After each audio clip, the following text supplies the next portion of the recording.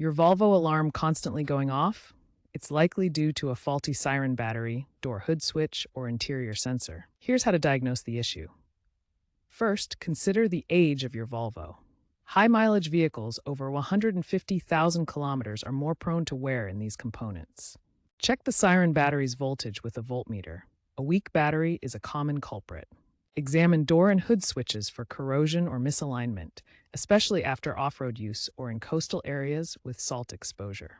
Finally, assess the interior sensor's sensitivity. Recent Volvo models may have software updates via the Volvo On Call app to recalibrate motion sensors. For older models, consider if nearby traffic or wind could be triggering the alarm. Many Volvo alarm issues can be resolved with DIY fixes. For corroded switches, use electrical contact cleaner and realign them. If the Siren battery is weak, replace it.